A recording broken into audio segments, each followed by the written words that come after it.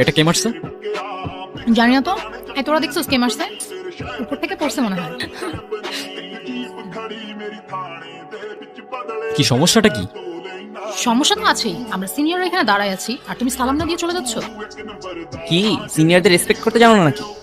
ও senior, আচ্ছা আচ্ছা আচ্ছা। সরি, আমি আসলে এত সিনিয়র টিনিয়র মানি না। যে আমাকে রেসপেক্ট করে আমি তাকে রেসপেক্ট করি, আর যে করে না তাকে নো ওয়ে। ও দেখি বেয়াদবি করতেছে আবার। হাই, কান ধরে উঠবাস করো 100 বার।